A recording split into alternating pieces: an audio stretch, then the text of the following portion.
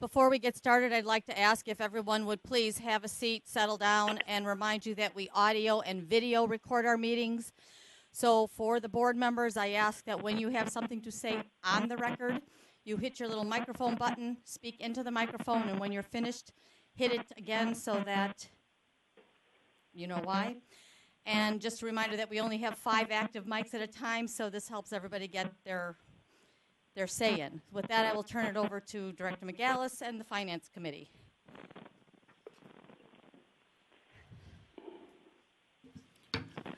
Thank you, Audrey. Would the Secretary please call the roll? Director Anderson. Director Colson. Here. Director DeWitt. Here. Director Cotel. Director Lewis. Yes, here. Director Melvin. Yes, here. Director Troiani. Here. With the necessary paperwork completed, thank you. And Director McGallis. Here. We have a quorum of 6 present with 2 absent. If the record would also show that Directors Durante, Frega, Fuentes, Higgins, Pang, Ross, Dr. Sagar, and Chairman Dillard are all also present. Thank you. Item number 2 is approval of minutes from April 19, 2018. Are there any questions or comments about the minutes? If not, could we have a motion? Director Lewis moves, second by Director Melvin. Roll call. Director Colson? Yes. Director DeWitt? Yes. Director Lewis? Yes. Director Melvin? Yes. Director Troiani? Yes. Director McGallis? Aye. 6 ayes and 2 absent. Thank you. Item 3A is a presentation of the quarterly performance report. Jill? Good morning, Director McGallis and members of the Finance Committee. Give this a second. All right. I will be presenting the quarterly performance report.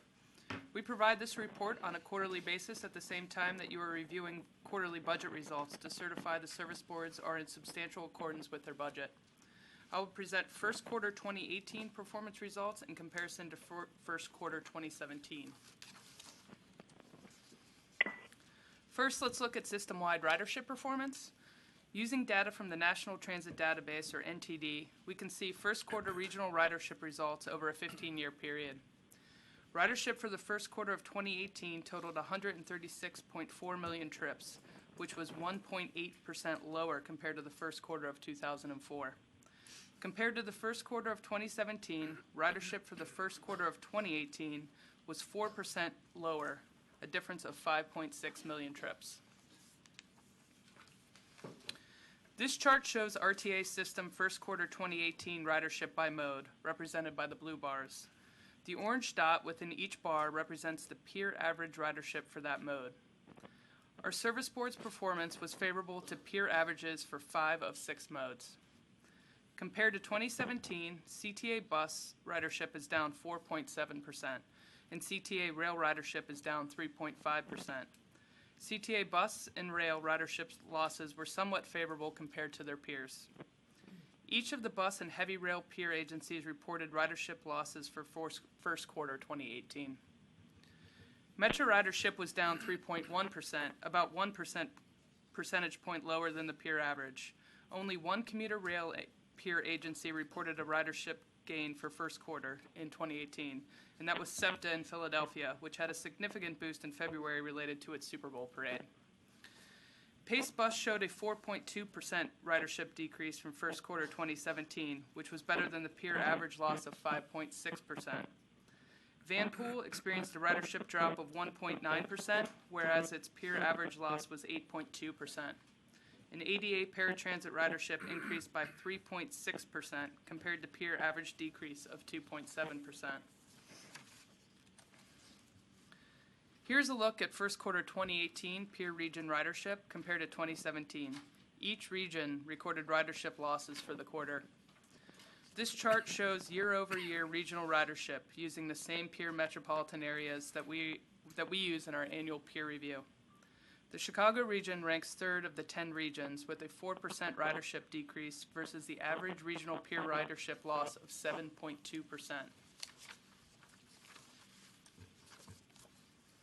On this chart, we are looking at a few of the service and financial measures.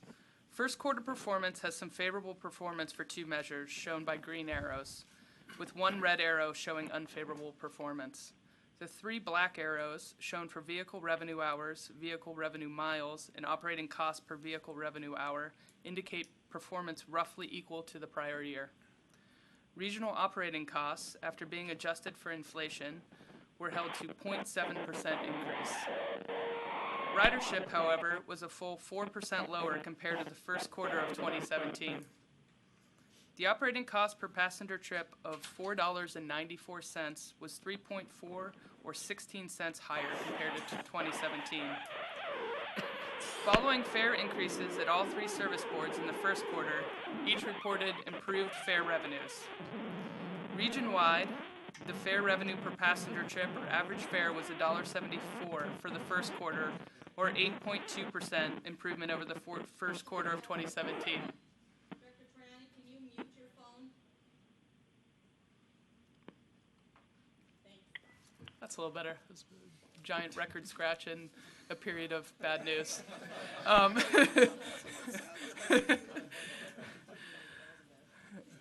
Closing out here, the fare recovery ratio, as shown here, reflects the ratio of fare revenue to operating expense without any credits or exclusions. A recovery ratio of 34.5% is 1 percentage point higher compared to 2017, resulting from improvement for fare revenue and cost containment on the expenditure side. That concludes my presentation. Happy to try to answer any questions. Thank you very much, Joe. Are there any questions or comments? Yes, Director Lewis. Jill, in the information that you provided from the other markets, are there any commonalities that we've heard in terms of reduction in usage that might be helpful? Are they suffering from some of the same challenges as we? Are they unique, or just curious on that point? Yeah, I think it's the factors that have been we've been talking about for a long time now. And as you can see, nationwide transit ridership is down. So I think it's the same thing. It's the cost of gas. People are actually buying cars more frequently now. The increase of TNCs, the Lyfts and Ubers of the world. All of these things are playing a factor in that. And so you're seeing it across the country. There's just more options, and ridership is going down. Anything on lessons learned in terms of things that other markets might be doing to combat some of these issues that we might adopt? Yes, although it's not evident here because everybody is going down. You know, Houston a few years back revamped their entire bus system, and so they've shown increases in that. In different markets in LA is drastically increasing their transit, especially their heavy rail, and that's coming on market. There's probably a definite lag in the ridership on that.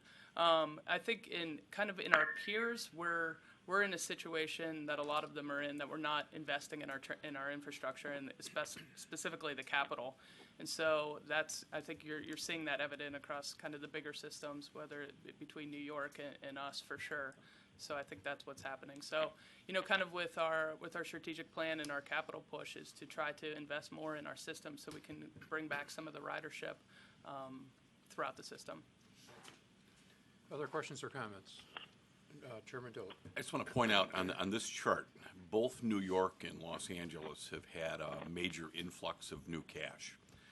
So the two systems that fared the best, to use that term loosely, are two systems that have poured a lot of money into their system.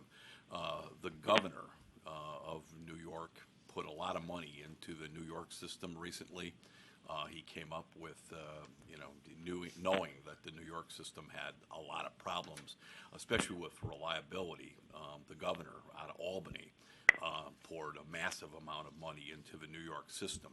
In Los Angeles, I mean, you've heard me talk about they have passed referendums, and I only wish we had the kind of money that Los Angeles has. And in California, they have, under Governor Brown in Sacramento, a special public transportation fund of their state budget.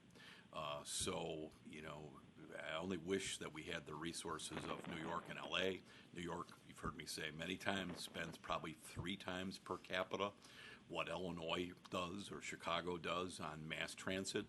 And so it's interesting to see, if you want your ridership to not take, you know, the turn that it has taken, money into your infrastructure is critical here. And my last comment, Mr. Chairman, would be, it will be very interesting, because we've heard since I've probably sat on this board, that ridership is impacted by lower gas prices. Well, gas is about over $3 a gallon now.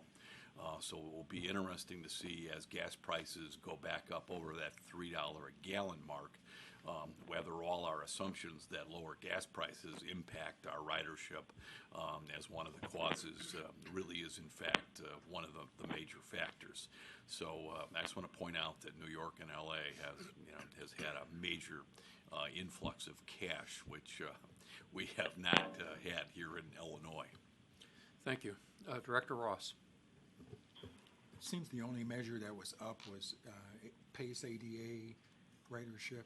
Is that a good number or not? It seems to me that our goal is to try to make people self-sufficient to use fixed route. Am I right about that? And if so, how are we measuring our effectiveness in getting them to do that? Right, good question. So that number, this is the first time too that last year PACE ADA was kind of remained stable. It definitely is the most expensive service to provide. So I think we're trying to control our costs, but we also have to be realistic with the demographics that are happening in the region, and it is available service to people that qualify for it. So I think it's something that we'll always want to make sure we're keeping the cost contained and trying to encourage people to take fixed route when they can, but it is a service that we need to provide. So I think it's kind of just a balancing act between those. I don't know if Michael wants to say anything else on that. Sure. There's a lot of initiatives that we have that we're attempting to get people to shift to mainline, to the fixed route system. Of course, our travel training program, and PACE does several initiatives. They do a hop on the bus program to get youth interested in riding buses before they even apply for the ADA paratransit service. Some of the things we're working with PACE on for a future is looking at ways that we can try to maybe implement more of our conditional eligibility. That's something that we're trying to encourage. So there are several initiatives that we're trying to encourage more shifts. Just one final point that I'll add there is this is the first quarter of the year, so it's the winter months. And if there were months of the year where people are perhaps less able to access the mainline system, it is those sort of colder, more inclement weather months. So, 3 months, but we'll continue to, as Jill and Michael said, there's a lot of initiatives and we continue to watch it. Chairman Dillard. Yeah, just one comment, Michael, and I'll get you what I have on it. This week, a new company announced they're going to sort of, for lack of a better word, they'll be the ride-sharing company, specifically tailored to taking folks to their doctor's offices, and that's going to bear watching. Obviously, we want to be innovative all the time. I've always thought, maybe Uber is a competitor, but Uber has issues, period, let alone taking people that might have special needs or people with disabilities. But a new company probably trying to be eligible for Medicaid or Medicare reimbursement has been started. So there is an Uber or a Lyft, for lack of a better term, that's going to focus on taking people with disabilities or others to physician appointments, which is going to bear watching. So I'll get you what I have, and and we need to be talking to PACE about what are you doing? Are you watching this service? And we just need to know our market. If you remember our strategic plan, one of the things in there is for us to remain competitive, and the landscape changes rapidly, and I guess just one last comment on PACE ADA, and I'll welcome Dr. Sager formally in the regular meeting. Doctor, first of all, welcome, but on PACE ADA, just so you know and you see these, in our visits to Washington, the U.S. Secretary of Transportation office always reminds me, as the state of Illinois cuts money for PACE ADA, that it's not a transportation issue. It is a civil rights issue, and that the courts and civil rights law dictate that whether the governor and the legislature cut these funds or not, we must by law provide them. So there's a mandate here, and there's no way really other than through innovation we have to avoid this. You can't diminish the services. So it's a special category that's out there that I think sometimes gets lost on people that PACE provides. And then, I don't know, Brian, the other thing you ought to know is PACE does it, and it's a difficult service to provide. But PACE does it for the city of Chicago and the CTA. So CTA, I think, long before I got here, told PACE, hey, you do it better than we do. You do the city as well. So PACE is even broader than its normal network or geographic location of how they move folks. But with PACE ADA, we don't have a lot of flexibility other than through innovation to hold these costs down. And whether I like it or not, and I'm in that category, we're all getting older as an Illinois society, and that's going to have an impact on PACE ADA numbers. In fact, I think a statistic I heard on public radio yesterday was that our ADA numbers have essentially doubled over the last decade or so. So, tremendous increase in the number of eligibles for this service. Thank you. Any other questions or comments? If not, we'll move on to item 4A, the resolution certifying the financial results for the first quarter of 2018. Pete? Good morning. So this is a good segue, actually, into what the actual numbers look like. Let me have that come up. So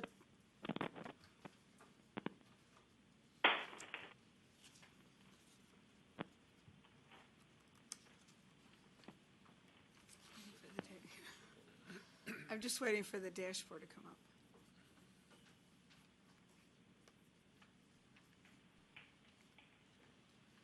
There we go. So today we'll review the year-to-date financial results, which are subject to board certification. The service board's financial results through the first quarter were satisfactory. Ridership continued to lag budget slightly through March, consistent with previous trends, as did operating revenue, while expense performance continued to improve. The regional recovery ratio finished the quarter above budget at 48%. So note the ridership box. There is no red showing in the ridership section. This is like the first time in over 2 years. Now, keep in mind that it had been showing significant shortfalls all throughout 2016 and 2017. This doesn't mean ridership is growing, but rather that the service boards base their 2018 revenue budgets on more realistic ridership assumptions, something that the RTA staff and, as you know, this board has strongly encouraged. So hopefully we will continue like that, but we'll see. At the end of the presentation, I will be recommending that the board certify that the results of operations of each service board and the region as a whole are in substantial accordance with the adopted 2018 budget. System ridership through March was 0.2% lower than budget, as shown by the orange bars on this chart. Ridership was down from 2017 in each of the first 3 months, as expected due to the fare increases, resulting in a total ridership decrease of about 4% from 2017. Looking at the summary table again, CTA and PACE ADA reported favorable to budget ridership, while Metro and PACE Suburban reported unfavorable ridership, with total system ridership essentially at budget. When you look at operating revenue, that was $3.2 million or 1.2% unfavorable to budget. This shortfall was due primarily to the lower level of reduced fare reimbursement from the state. PACE Suburban Service had the most substantial operating revenue shortfall, highlighted in red, due to lagging fare revenue and reduced fare funding. ADA paratransit operating revenue was 3.2% favorable, highlighted in light blue, due to the favorable RTA certification trip reimbursements. Looking at public funding on the dashboard, it shows a shortfall from budget of 2.2% for the region. After strong January sales tax results, the February sales tax results came in about 1% higher than 2017, and that is prior to the 2% state surcharge. CTA shows a 3.7% unfavorable public funding variance, highlighted in red, and this is attributable to Public Transportation Fund and real estate transfer tax underperformance. Looking at the total year-to-date public funding is $7.8 million unfavorable to the 2018 budget. So now looking at system-wide operating expenses through March, they were 10.6 million or 1.5% favorable to budget, with all service boards reporting favorable results. Metro has a 3.3% favorable to budget variance, highlighted in light blue, due to favorable administration and insurance and claims results. PACE ADA has a 5.1% favorable to budget expense performance, also highlighted due primarily to purchase transportation results. So their contracted services, which they negotiated a couple years ago, are delivering that positive result. Last month, we alerted you to unfavorable fuel trends at the service boards, and this slide looks at that story. Despite all the red, March fuel expense performance was actually better than January and February, so the trend is improving for the quarter, but fuel expense was unfavorable to budget by a combined 2 million or 8%. The variance was more than offset by favorable variances in other categories. Looking at the regional level, favorable operating expenses were not quite strong enough to offset the unfavorable operating revenue and public funding, so produced a system net result that was 0.4 million unfavorable to budget. CTA's unfavorable net result is attributable to the unfavorable PTF and the lower reduced fare reimbursement, which has a greater impact on CTA on their operating revenue than on the other service boards. Through March, the regional recovery ratio is favorable to budget by a 0.1 percentage point, so it's at 48%. As we stated last month, due to revenue and expense seasonality, it is typical to begin the year low, and we fully expect that the recovery ratio to strengthen above the 50% level as the year progresses. So we do seasonal variations in recovery ratio projections. The fair revenue recovery ratio of 34.5 is a full percentage point higher than last year, and the all revenue recovery ratio is 40.6% or 1.8 percentage points higher than last year. So it's reflecting a positive impact of the service board fare revenue increases. In the right section, CTA's recovery ratio lags budget by 0.7% due to their operating revenue shortfall, while Metro's recovery ratio was significantly higher than budget, driven by favorable expense performance. So now looking at the certification of year-to-date financial results through the first quarter, this slide displays the variances of each service board's operating deficit from budget. Each service board except CTA had a favorable variance in operating deficit, and Metro and PACE's ADA's favorable variances exceeded 3%. So the combined regional operating deficit was 7.4 million or 1.8% favorable to budget. CTA's unfavorable operating deficit variance of 0.8 is well within the 5% threshold for first quarter compliance contained in our substantial accordance guidelines. So accordingly, we recommend that the results of the operations of each service board and the region taken as a whole be found in substantial accordance with the adopted budget through the first quarter. That concludes my remarks. I would be happy to answer any questions. Thank you, Bea. Are there any questions or comments? If not, could we have a motion and a second to approve? Motion by Director Melvin, second by Director DeWitt. Roll call. Director Colson? Yes. Director DeWitt? Yes. Director Lewis? Yes. Director Melvin? Yes. Director Troiani? Yes. Director McGallis? Aye. 6 ayes and 2 absent. Thank you. Item 4B is a discussion and ordinance releasing the 2019 budget call. B. So just a little intro. Doug Anderson, our manager of budget, will be actually presenting this. But this is an annual housekeeping item, as you know, where we present the calendar, we present the plan. The plan is pretty substantially the same as prior years. Doug will point out some of the differences. And we've actually started the process earlier. We started probably a couple of months ago with our initial budget kickoff and our discussions about funding allocations and some of the potential impacts of the governor's budget proposals and so forth. So Doug will go ahead and present them. Good morning, Mr. Chairman and members of the Finance Committee and Board. This morning I'm seeking Board approval to release the Budget and Capital Program Call, or just Budget Call for short, kicking off our 2019 Budget and Capital Program process. The budget call outlines for the service boards the elements required for the development of their operating budgets, 2-year financial plans, and 5-year capital programs. The annual budget planning process begins in May and culminates in December with board adoption of the service board budgets and capital programs. In 2018, our regional budget included an operating budget of $3 billion and a 5-year capital program of $4.2 billion. These amounts clearly merit careful and deliberate planning. The budget call lays out the budget planning process in detail. Through the summer and fall, the RTA and service boards will work through each step leading to an approved 2019 regional budget and 5-year capital program. We'll face many of the same challenges in 2019 that confronted us as the 2018 budget was developed. Extensive delays persist in the receipt of state funding for operations and debt service, requiring careful RTA management of short-term borrowing and increased debt service on working cash notes.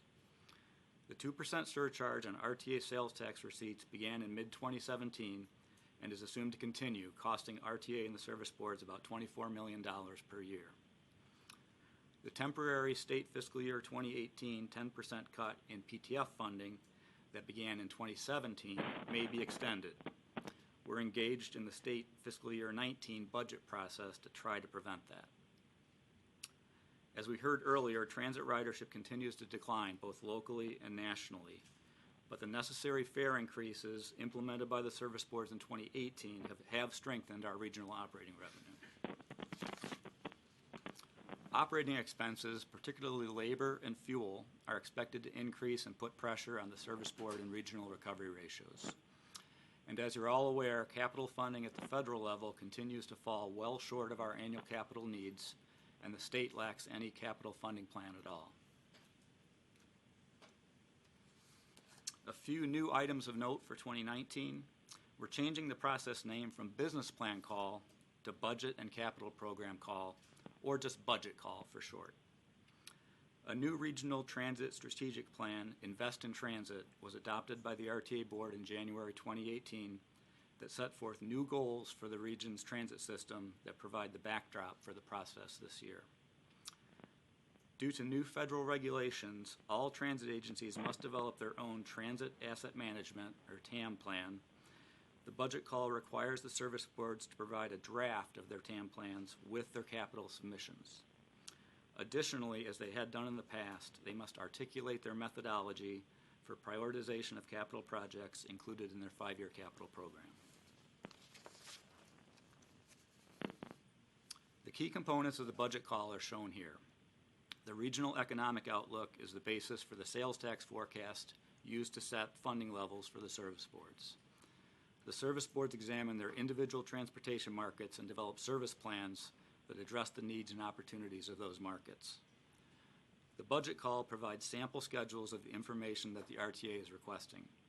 This information includes revenues and expenses by category, recovery ratios, staffing levels, service plans, operating statistics, and financing parameters for any planned bond issuances.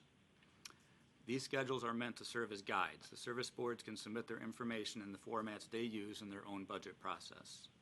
Our goal is to obtain consistent information across the service boards so we can present aggregated regional data. For the capital program, the service boards will provide descriptions of new projects and identify the funding sources that support them.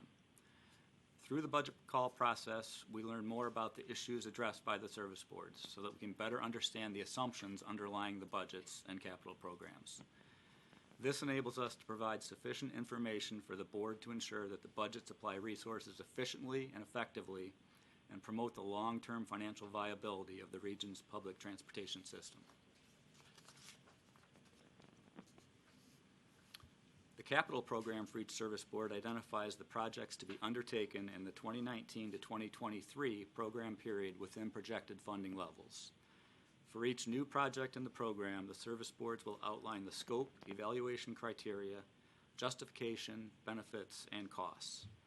The RTA also requests that the service boards provide preliminary estimates of additional capital funding from local sources, service board funds, and service board bond proceeds planned for the 5-year capital program. To meet the requirements of federal and state law and to provide opportunities for public input, the budget calendar includes several public meetings and presentations on the capital program development process. I'll now close with a summary of the 2019 budget call timeline. Relevant board meeting dates are highlighted in orange. As I mentioned, today I'm seeking board approval for the release of the 2019 budget call. In July, the RTA will provide the service boards with preliminary estimates of funding levels as a basis for discussions with the service board budget teams.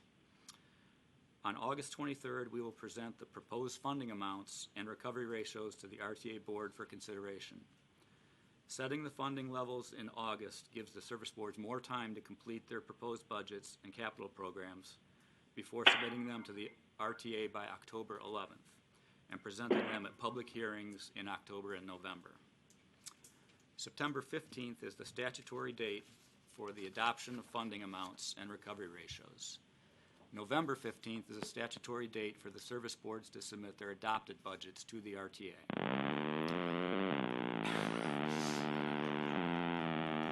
After consolidating the service board submissions into a proposed regional budget and capital program, the RTA will conduct our required public hearings and county board presentations in late November and early December. On November 28th, the RTA Finance Committee will hold a special meeting to review the service board budgets. Finally, on December 13th, we will present to you the regional 2019 budget and 5-year capital program for adoption. That concludes my presentation. I'd be happy to answer any questions. Thank you. Could you leave the calendar on for a little bit?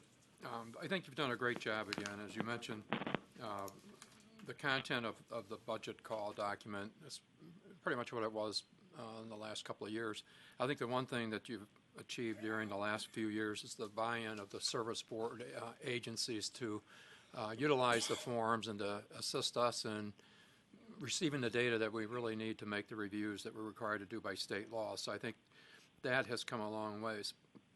Last year, looking back on what happened and then considering the calendar that you have before us, is that we wound up having to make 2 budget adjustments, adopt a budget, but right in front of that, massive $100 million plus cuts to the service boards, which disrupted our ability to, and the service boards to move forward with a lot of the data that we needed for the actual budget schedule that you've got on the list today. Looking at this year, I mean, and your challenges, the 2% sales tax, which was one of the issues last year that delayed us, is still on the agenda this year at $24 million plus probably. And the 10% PTF cut of $40 million. And I think when we went through the budget that we set for this year, which seems like we just did it, and here we are talking 2019, we know that we knew going into this budget that we were going to be talking almost $100 million again. That's going to be needed to address before we get into the budget. So whether it's clearly the $64 million that you show here, or it's $100 million, that's going to have to be dealt with. And from a legislative standpoint, Mr. Chairman or Jeremy or Leanne, a crystal ball. I mean, why would we think it's going to be any different, unfortunately, than it was last year as far as coming to our aid for this? With that in mind, looking at the calendar, knowing the impact that it had on the service boards and us from a budgeting standpoint, when do we start programming in the need to make these additional adjustments by the service boards to our existing budget, much less to our new budget? So let me start out with breaking that up a little bit. So last year, that was very difficult because we, as you know, didn't have an adopted budget until we're 3/4 almost into our fiscal year, the state fiscal year. So of course we needed a budget amendment. We may need a budget amendment in 2019. I'm not saying we won't. I think what we do is we operate on the basis of what we know, right? And there's a lot we don't know. We hear that there will be a budget in June or July. That's what the talk is. Who knows if that's the case? We don't know it doesn't even mean it's a good budget, right? So it could be, what I mean is a state budget. It doesn't mean it's a good state budget. There are proposals out there. For purposes of this, we're looking at including the 2% surcharge. we don't think we should self-cut and include the 10% PTF reduction. So we need to look at what we know at that point in time. Now, the good news is that you're not adopting these funding allocations until August. And so we're hoping we know where we stand long before that. And I think, you know, we've had multiple meetings with the finance teams of the service boards. And people feel very strongly, you know, like we don't know what the real estate transfer tax is going to come in at. The city budget office does their estimate like in end of July or so forth. So we don't want to prematurely set some of these funding allocations what we don't know. But we're hoping that by the time we come to you in August with these funding allocations, and it might be, you know, we're looking at it, it might be right until that time that we're actually making adjustments based on what the state has passed or not passed. So it's a real issue. I don't know if Jeremy has anything else to add on the whole legislative side, but that's our plan, at least at this time. I mean, we could hear something next month that's and obviously we are fighting the 10%. Go ahead, Jeremy. I mean, I would just reiterate what B said. I mean, the expectation now in Springfield is there will be a budget deal come together end of May, if not before the beginning of the next fiscal year. If there is no budget deal, obviously, then the $40 million does not continue because they have to proactively insert that into statute. So things are up in the air right now. Hopefully we'll know more after the end of this month.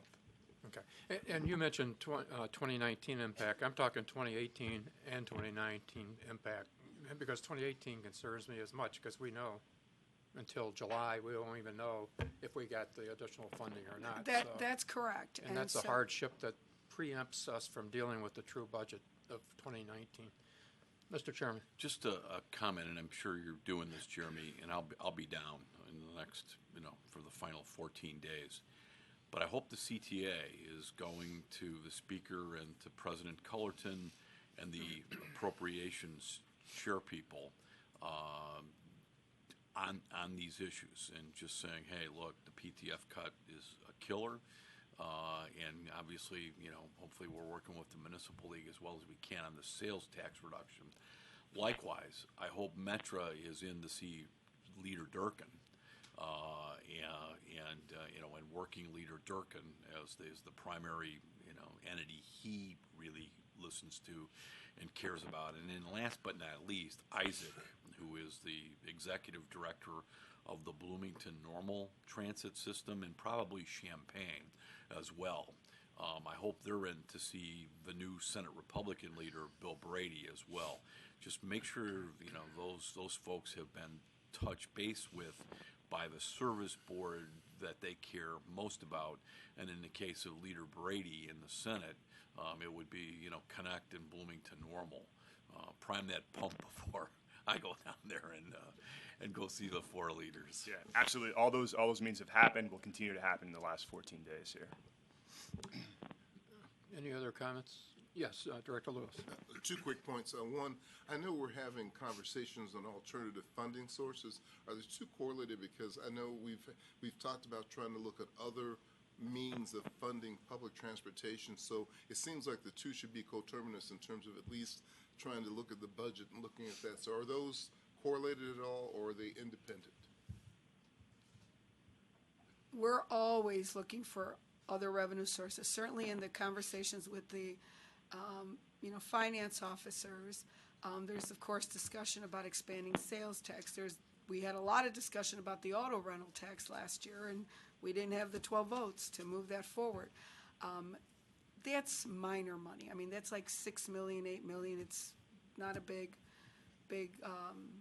producer, but, we talk about non-statutory funding for Metra. We need to continue to look at that. So there's options out there, whether there's the legislative will, to do that lift. I don't know. There's a lot of correlation, even up to the ED level, et cetera. But, some of those options are not in our control directly. And so while there's a lot of effort, we all talk regularly. I talk regularly with the EDs, so a lot of that, and the government affairs people. So it's always on the table. Okay, all right. And the second question is a minor one, but one that became a bit of a not an issue, but something we talked about. The meetings, the public hearings that we have lots of them, and they're poorly attended. So I guess in the planning process, are we going to try and minimize some of those public meetings? Because I've been to a couple, and we've kind of sat around and talked to ourselves. So I just would offer that as maybe something to think about in the budget process. We don't need to have as many public meetings because it seems like we don't get the kind of support in those meetings that we'd like to have. Two pieces to that. We have some statutory obligations of things we have to do regardless of anybody showing up or not. But within that vein, we actually are, and we tried something, we tweaked it a little bit last year. We are talking about how do we provide other opportunities that might be more relevant to people, streaming a meeting, online, in web-based kind of scenarios. So we've already begun that conversation, but some of those meetings can't go away because we do have some statutory obligations. So. Any other questions?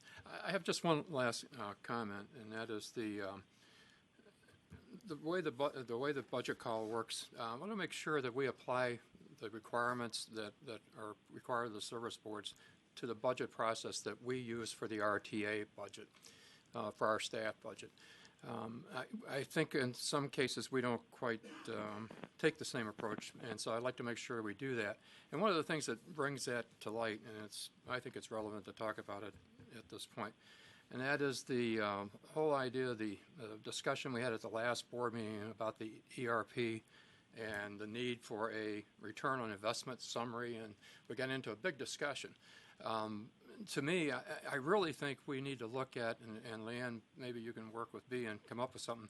We ought to have a financial impact statement submitted as part of our budget. I'm talking about our RTA staff budget on items like that just came up last month. We shouldn't be dealing with, is it feasible? Is it something that's has a positive impact so late in the process? We really should try to get that financial analysis done at the budget time so that when we budget to replace a major system at a tremendous cost and at a potential tremendous savings, we ought to be looking at that at the budget time so that when we review it, we have a financial impact statement along with the proposed item in the budget. So maybe we could get together and talk a little bit more about that, but I think that would really help us, because in the situation last month, we would already have had that kind of analysis done at the time it should have been done, at the budget probably, rather than doing it at the time when you've got key dates to hit and you're trying to get a system up and running. You know, it's kind of an awkward thing for you, and it became one for, I think, the board as well. So I would like to have some follow-up discussion, B, with you and Leanne about that and the chairman, but I think that would help us a lot so that we don't get down the road too far before we have that discussion. Yeah, I think there is a lot of work that we do at the staff level that, you know, we don't necessarily burden the board with. But for example, before we put together actually our agency budget, we do a pretty comprehensive work plan development effort, and that incorporates a lot of that kind of information. There might be some areas where we might need to refine that a little bit, but I think maybe going forward, that's something we talk with you about, sort of share with you what we've been doing for the last, we just really evolved that process over the last 2 years, but maybe we now bring that more to you to sort of share with you kind of what we're doing along the way. I think the financial impact analysis, though, is not something that was readily available. It's something that you had to stop and put together and before we could get that. So in the future, I think if we include it at the budget as much as we can, we would know what the positive outcome would be of that implementation. Any other questions or comments about the document? If not, could I have a motion? Motion by Director Melvin, second by Director Lewis. Roll call. Director Colson? Yes. Director DeWitt? Yes. Director Lewis? Yes. Director Melvin? Yes. Director Troiani? Yes. Director McGallis? Aye. 6 ayes and 2 absent. Thank you. Are there any other items that come before the board, the Finance Committee? If not, a motion to adjourn. Motion by Director Melvin, second by Director Lewis. All in favor, signify by saying aye. Aye. Opposed? Aye. Ayes have it. Committee's adjourned. Thank you. Good morning. Before we start, I'd like to welcome Dr. Sager to the RTA Board and the Planning and Administrative Committee. We look forward to your insight and input. Thank you. With that said, I'd like to call the meeting to order. Secretary, please call roll. Director Durante? Here. Director Frega? Director Higgins?